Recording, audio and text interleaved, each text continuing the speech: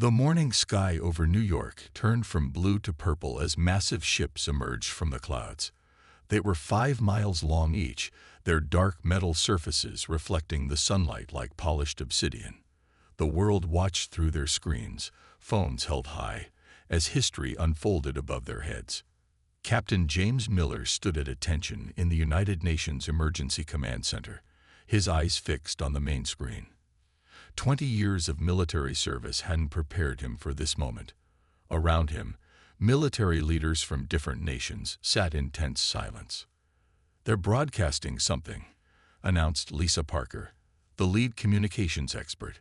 Her fingers flew across the holographic keyboard. It's in multiple frequencies. Give me a moment to decode it." The message that came through was clear but cold. "People of Earth, we represent the Galactic Council. Your civilization has been deemed ready for evaluation. Prepare for our arrival." Miller exchanged looks with General Thompson. Evaluation. Nobody asked for their evaluation. Before anyone could respond, more ships appeared. Smaller vessels, hundreds of them, descended through the atmosphere. They positioned themselves above major cities worldwide: London, Tokyo, Moscow, Beijing, Delhi. "Sir," a young technician called out, "they're scanning our defense installations." Miller's jaw tightened. This wasn't a diplomatic mission. It was a military assessment. The aliens were mapping Earth's weaknesses, preparing for something bigger. General Thompson grabbed the secure phone. "Execute Protocol Omega. Now." What happened next stunned the alien fleet. Hidden installations worldwide activated.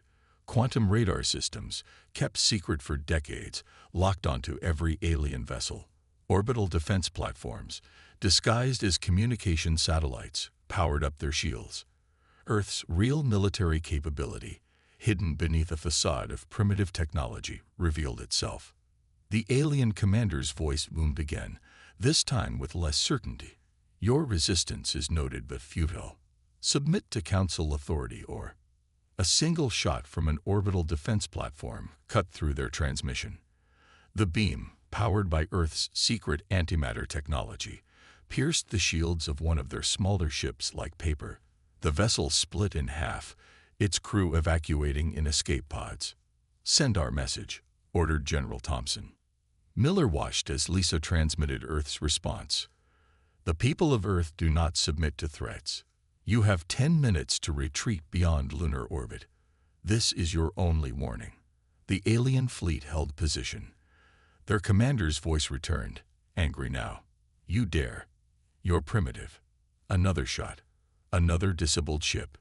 Miller smiled as he watched the alien vessel's formations waver. They hadn't expected this.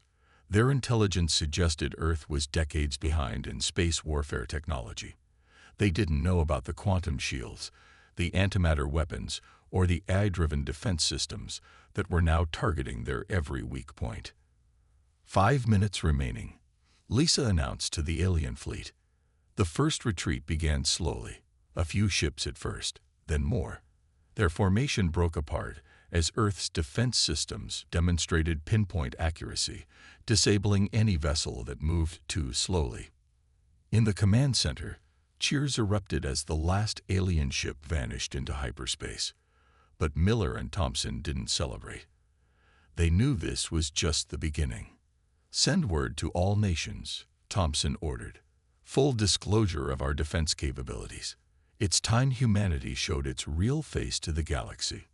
Miller nodded, watching the screens as reports came in from around the world. 0 civilian casualties. Minimal infrastructure damage. Earth's first interstellar battle had ended in a decisive victory. "They'll be back," Miller said quietly. "And next time, they won't underestimate us." "Let them come," Thompson replied, standing at the window overlooking the city. "Humanity has been preparing for this day for a long time. We're not the primitive species they think we are." As the sky cleared and returned to its natural blue, emergency broadcasts worldwide announced humanity's victory. But in secure facilities across the globe, scientists and military personnel worked frantically, knowing the real war was just beginning. Earth had revealed its hand. Now they needed to prepare for the Galactic Council's response. The age of human isolation was over. The galaxy would soon learn that humanity wasn't just another primitive species to be conquered. They were a force to be reckoned with. The Great Hall of the Galactic Council buzzed with angry voices.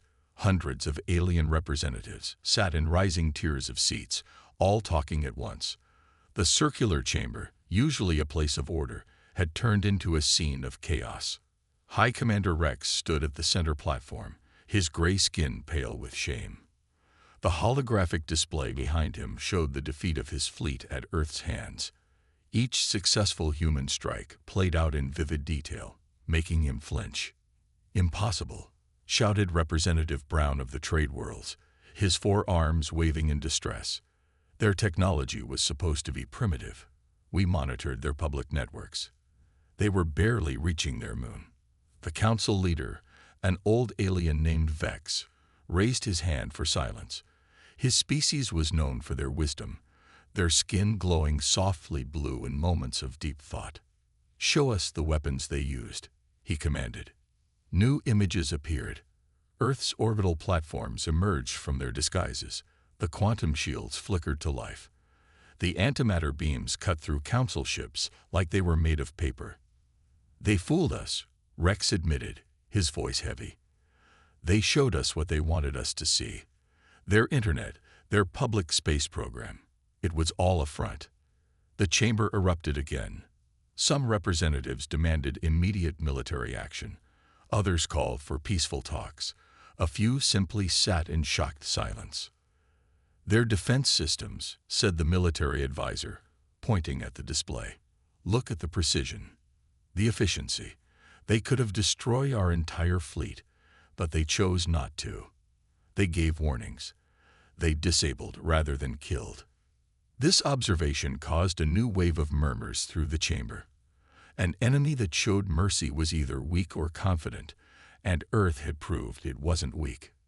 "What do their leaders say?" asked Vex, his glow dimming with concern. A communication officer played Earth's latest broadcast.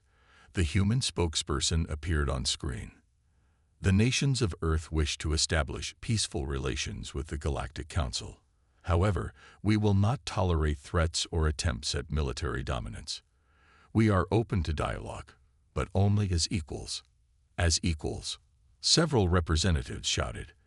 "They're barely spacefaring." The military advisor stepped forward. "Actually, that's no longer clear. Our scans during the brief battle revealed quantum technology we've never seen before.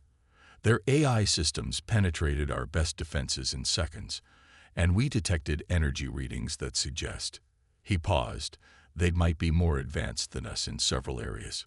Silence fell over the chamber. The implications were staggering. A young species, thought to be primitive, had secretly developed technologies that rivaled or surpassed the Council's best. "We have two choices," Vex announced, his glow returning. "We can accept their offer of peaceful dialogue, or we can treat them as a threat to galactic stability." Representative Brown stood up. "They humiliated our fleet. They must be contained before they expand beyond their system." Others joined in agreement. Fear and pride mixed into a dangerous combination. "Very well," Vex said sadly. "We will vote." The results appeared quickly. 70% in favor of containment, 30% for peaceful dialogue. "Let the record show," Vex announced, "that the Council has voted to establish a blockade of the Sol system, pending a full investigation of Earth's military capabilities." As the representatives filed out, the military advisor approached Vex privately. "Sir, there's something else. During the battle, we detected unusual signals. We think the humans might have been inside our communication networks the entire time." Vex's glow faded completely. "You mean?" "They're probably listening to us right now." Back on Earth, in a secret facility deep underground, Lisa Parker smiled as she listened to the Council's deliberations. "They voted for a blockade," she reported to General Thompson and Captain Miller. Miller shook his head. "They still don't get it. We're not trapped in here with them." They're trapped out there with us. Thompson finished, watching as Earth's hidden fleets began powering up across the globe. Should we show them what else we've been hiding? The real war was about to begin, and humanity was more than ready. The morning after the Council's vote, thousands of alien ships appeared at the edge of the solar system. They formed a massive ring around the outer planets, their engines glowing like artificial stars. The blockade had begun. Inside the White House Situation Room, world leaders gathered through holographic projections. The room was tense, but there was no panic. Earth had prepared for this moment for decades. They've positioned ships at every major exit point from our system, reported Admiral Jones, pointing to the 3D map floating above the table. Classic containment strategy. The President of the United States looked around at her fellow world leaders. Then it's time. Are we all in agreement? One by one, they nodded. The Prime Minister of India spoke first. Our scientists are ready. The Chinese president followed. Our factories are prepared. The Russian president added. Our special forces await your command. For the first time in human history, Earth stood truly united. Captain Miller entered the room, carrying a data tablet. The Council's blockade commander sent a message. They're demanding we disable our defense systems and submit to their authority. Send them our response, the president ordered. Miller pressed a button, and Earth's declaration broadcasted across space in every known alien language. To the Galactic Council. For centuries, humanity has watched the stars. We saw your ships before you knew we could. We learned your languages before you spoke to us. We studied your technology while pretending to be primitive. You chose to treat us as inferior. That was your mistake. In orbit, Earth's defense platforms shifted, revealing more of their true nature. What looked like simple weapon systems transformed into massive construction yards. Hidden shipyards on Mars and beneath Europa's ice opened their doors. The Council fleet watched in shock as hundreds of advanced human ships emerged from hiding. Each vessel bore the new symbol of United Earth, a blue planet with stars forming a protective circle around it. Second phase, ordered Admiral Jones. Deep in secret mountain bases, massive quantum engines powered up. The moon's surface rippled as hidden facilities activated. Pluto's orbit shifted slightly as the biggest surprise of all awakened, a planet-sized shipyard that had been cloaked for years. On the Council's flagship, the blockade commander received increasingly panicked reports. Sir, the humans, they're everywhere. We're detecting quantum signatures throughout the system. They've had colonies and bases hidden from us this whole time. The commander grabbed his communication device. All ships, battle positions. They're going to. His words cut off as every screen in his ship suddenly displayed the same message. Your communication networks now belong to us. Your targeting systems are under our control. Your engines will respond to our commands. You never saw our true strength because you never bothered to look properly. Back in the White House, the world leaders watched as their plan unfolded perfectly. Years of preparation, misdirection, and patience were finally paying off. Send in the diplomats, the president ordered. A small Earth ship approached the Council flagship. Inside it were not soldiers or warriors, but a team of Earth's finest negotiators. Their message was simple. Earth wanted peace, but not submission. Admiral Jones smiled as he read the incoming data. The Council ships, they're powering down weapons. They're actually listening. Of course they are, Miller replied. We just showed them we could have destroyed their blockade at any time. Instead, we're offering to talk. The president stood, addressing the gathered leaders. For too long, we hid our strength. We played the part they expected. A young, naive species. But today, we show the galaxy who we really are. Not conquerors, not victims, but equals who demand respect. As the diplomatic ship docked with the Council flagship, humanity's message spread across the galaxy. The age of pretending to be weak was over. Earth wasn't just joining the galactic community, it was redefining it. In the following hours, the Council's blockade turned into an honor guard as Earth's diplomats began their work. The message was clear. Humanity had outmaneuvered the Council, not just militarily, but diplomatically as well. The galaxy would never be the same. The Council's top scientists gathered in their most secure facility, deep within their capital world. Screens covered the walls, showing data streams they couldn't understand. Earth's quantum transmissions filled their monitoring stations with patterns that made no sense. "Impossible," muttered lead researcher Tim, his tentacles twitching in frustration. "Their encryption shouldn't be this advanced. We can't break any of it." Across the room, Security Chief Max slammed his fist on the table. "They're in our systems again. Every time we throw them out, they find new ways back in. It's like they know our networks better than we do." They didn't know how right they were. Deep beneath the Rocky Mountains on Earth, in a facility known only as the Hub, Lisa Parker watched their confusion with amusement. Around her, rows of quantum computers hummed softly, their crystal matrices glowing with blue light. "Should we show them why they can't keep up?" she asked General Thompson, who stood watching the main screen. He nodded. Time to reveal the next layer. Lisa typed a command, and across the galaxy, the Council's most secure networks lit up with a simple message. "Would you like to know how long we've been watching?" In the Council facility, alarms blared. Their screens filled with data, records of every transmission they'd sent in the last 50 years. Earth had copied everything. "But how?" Tim demanded. "Our technology was never as secure as you thought," came a voice from their speakers. Lisa's voice. "We learned to crack your codes before we ever built our first quantum computer. Want to know how?" The Council scientists watched in horror as their own security protocols appeared on screen, broken down and explained in simple terms. Flaws they had never noticed were highlighted one by one. "That's not the best part," Lisa continued. "While you were busy watching our internet cat videos, we were building this." A new window opened on their screens, showing Earth's true achievement, a quantum AI network that spanned the entire solar system. What the Council thought were simple defense platforms were actually nodes in the biggest computing system ever built. The Council's leadership gathered in an emergency session as the news spread. Earth hadn't just caught up to their technology. They'd surpassed it decades ago. "How do we fight an enemy that knows all our secrets?" one leader asked, his voice shaking. "That's just it." General Thompson's voice came through their speakers. "We don't have to be enemies." Back in the Hub, Miller watched as Earth's AI systems continued their work. The quantum network was revealing Council secrets even their own leaders didn't know about.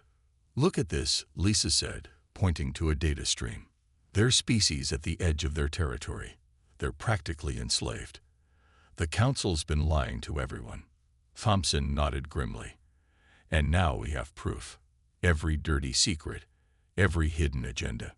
"Sir," a young technician called out, "the Council's trying to launch a cyber attack against us." Lisa laughed. "Should we show them what real cyber warfare looks like?" "Not yet," Thompson replied. "Let them try. Let them understand just how outmatched they are." On screens across the galaxy, Council military vessels found themselves locked out of their own systems. Their most advanced AI couldn't even dent Earth's defenses. In their secure facility, the Council scientists watched as their best cyber weapons bounced off Earth's quantum shields like pebbles off a mountain. "We could disable your entire fleet," Lisa's voice came again. "We could shut down your governments, expose every secret you've kept from your own people. But that's not why we're here." General Thompson took over. "For centuries, we studied you. We learned from your mistakes. We built something better. Now you have a choice. Work with us to build a better galaxy, or watch as we reveal everything to everyone." The Council chamber fell silent. They had no choice, and they knew it. Earth hadn't just developed better technology. They'd outthought the entire Council. The Age of Secrets was ending, and a new era was about to begin. Humanity's hidden strength wasn't just in their quantum computers or AI networks. It was in their patience, their planning, and their determination to change the galaxy for the better. The real revolution was just beginning. The Council made their biggest mistake at dawn, Earth time. 5,000 warships jumped into the solar system, their weapons charged. They thought a massive show of force would finally bring humanity to its knees. They were wrong. In the Global Command Center beneath Mount Everest, Admiral Jones watched the invasion fleet appear on the quantum radar. He didn't look worried. Instead, he smiled. "Right on schedule," he said, turning to General Thompson. "They did exactly what we predicted." Thompson nodded to Lisa Parker. "Show them what we've been saving for this moment." Throughout the solar system, hidden platforms activated. Not weapons this time. Something far more advanced. Quantum field generators, built in secret over decades, powered up for the first time. The Council fleet commander stood proud on his bridge. "Send the message," he ordered. "Tell Earth to surrender or—" His words stopped as he watched something impossible. Earth's defense fleet, which had been holding position near Mars, simply vanished. "Where did they go?" he demanded. "Find them." "Sir," his sensor officer shouted. "Behind us." "There."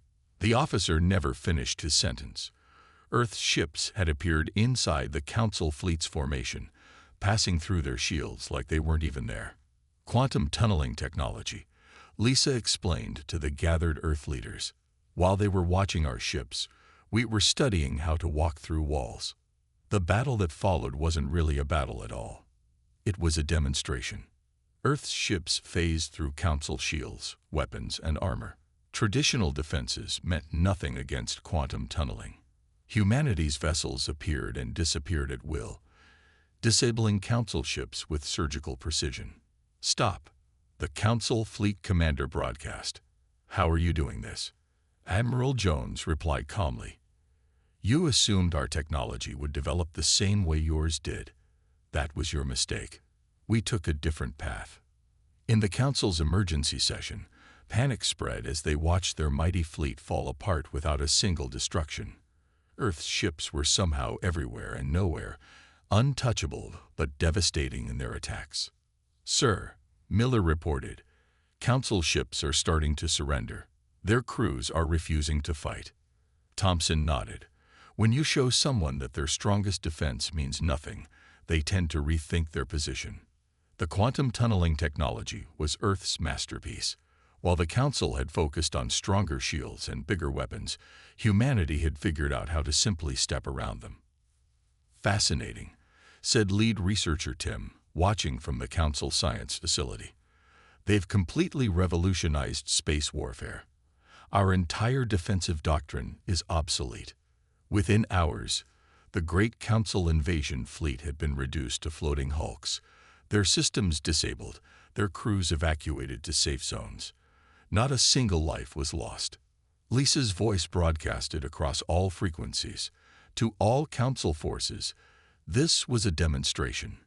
Your weapons cannot stop us. Your shields cannot block us. But notice what we didn't do. We didn't destroy. We didn't kill. Remember that. In the Mount Everest Command Center, humanity's leaders watched as the Council's remaining ships began to retreat.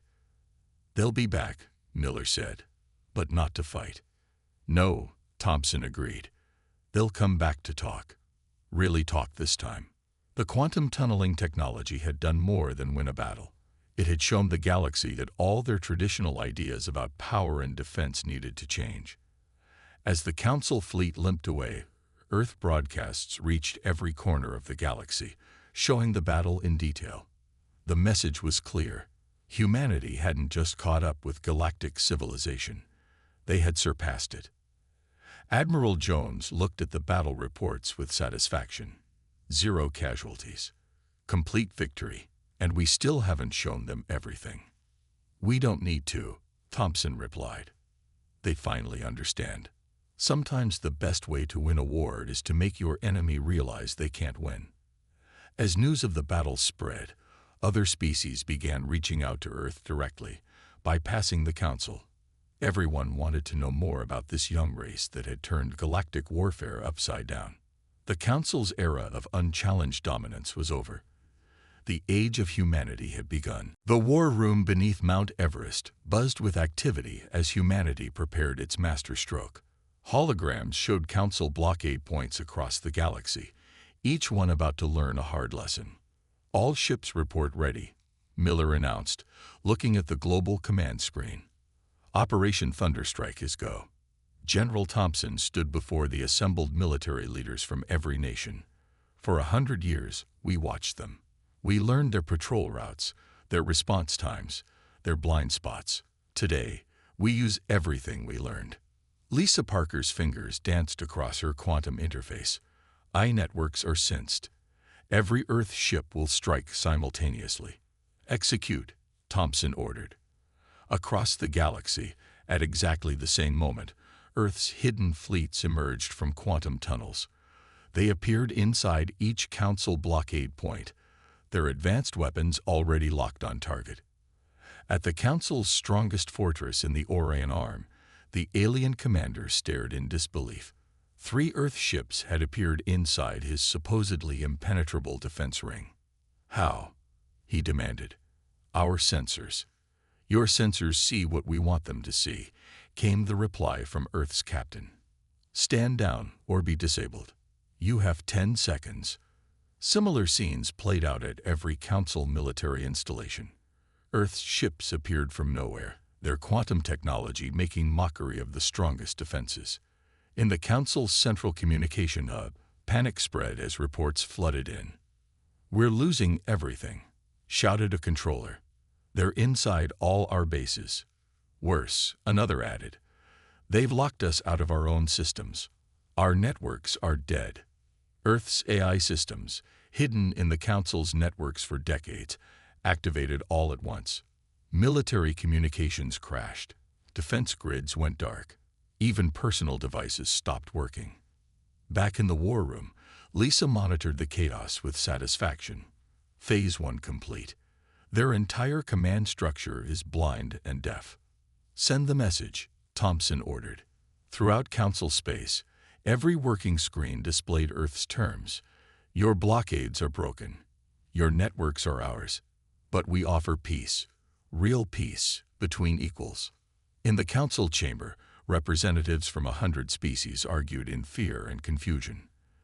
Their military superiority, the foundation of their power, had crumbled in less than an hour. "The outer colonies are contacting Earth directly," someone shouted. "They're abandoning the Council." Representative Brown, who had once voted for the blockade, stood up shakily. Perhaps we should consider their offer." On Earth's ships, human crews watched as Council forces surrendered one by one.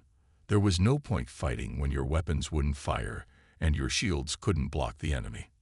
"Sir," Miller reported to Thompson, "the Rim worlds are requesting protection. They want Earth as their guardian against Council dominance." Thompson nodded. This too had been predicted. "Accept their request. Show them what real protection looks like." Earth's fleets began moving again, this time to defend the younger species that had suffered under Council rule. The quantum tunneling ships took up positions around vulnerable worlds, their very presence a guarantee of safety. In the war room, Lisa received an urgent message. "Sir, 17 Council member species are requesting immediate peace talks. They want separate treaties with Earth." "The Council is breaking apart," Miller observed. "Not breaking," Thompson corrected. "Transforming, just as we planned." Earth's counterattack had achieved in hours what might have taken years of conventional war. Not through destruction, but through a perfect combination of superior technology and strategic precision. "Final reports coming in," Miller announced. "All Council blockade points neutralized. Their communication network is under our control. Military command structure is completely disrupted." Thompson looked at the galaxy map, now showing Earth's forces in position throughout Council space. "Send the final message." All across the galaxy, humans and aliens alike heard Earth's broadcast. The age of Council dominance is over. A new era of true cooperation begins today. All species will have a voice. All worlds will have protection. And Earth will ensure it stays that way. The counterattack was complete. Without destroying a single ship or taking a single life, humanity had reshaped the galaxy. The Council's power was broken, and a new order was rising from its ashes. 1 month after Earth's counterattack, the Great Hall of the Galactic Council looked very different. The tiered seats now held representatives from every spacefaring species, not just the powerful ones. At the center of the chamber stood a new podium, Earth's place in the transformed council. Ambassador Rachel Hart, Earth's first representative to the new council, stood at the podium. Around her, the chamber buzzed with excitement and nervous energy. The old council ruled through fear, she began. Earth offers something different: protection, cooperation, and true equality. In orbit above the council world, Earth's quantum ships floated like silent guardians. Their presence was both a promise and a warning: protection for the peaceful, consequence for the aggressive. General Thompson and Captain Miller watched the proceedings from the hub back on Earth. The quantum feed showed every detail of the historic moment. "Hard to believe it's only been a month," Miller said, looking at the changed chamber. Thompson nodded. "Amazing how quickly bullies back down when someone stands up to them." On the screens around them, reports showed the galaxy's transformation. The quantum tunneling technology had changed everything. Old power blocks crumbled as Earth shared its defensive capabilities with younger species. Another group of rim worlds just signed a protection treaty, Lisa reported from her station. That makes 37 worlds under Earth's shield. In the council chamber, Ambassador Hart continued. Earth proposes 3 fundamental changes. First, all species gain equal voting rights. Second, mandatory protection for developing civilizations. Third, open sharing of non-military technology. The chamber erupted in discussion. The old council members shifted uncomfortably, but they knew they had no choice. Earth's demonstration of power had left them no room to argue. Representative Brown, once an opponent of Earth, now stood in support. "I second these proposals. We've seen what Earth can do. More importantly, we've seen what they choose not to do. They could have destroyed us. Instead, they offer partnership." The voting was quick and decisive. The new charter passed with an overwhelming majority. Back in the hub, Lisa monitored the quantum networks. "Sir, look at this. Species that barely talk to each other are opening diplomatic channels. Trade routes are being redrawn. It's like the galaxy is waking up." "Freedom does that," Thompson replied. "When you take away the schoolyard bully, everyone starts making friends." Earth's influence spread rapidly. Their quantum tunneling ships began training missions with other species' forces. The AI networks were repurposed to coordinate galactic trade and communication. What had been weapons of war became tools of peace. Ambassador Hart raised her hand for attention. "One final proposal. Earth will lead a new first contact protocol. No more threats, no more shows of force.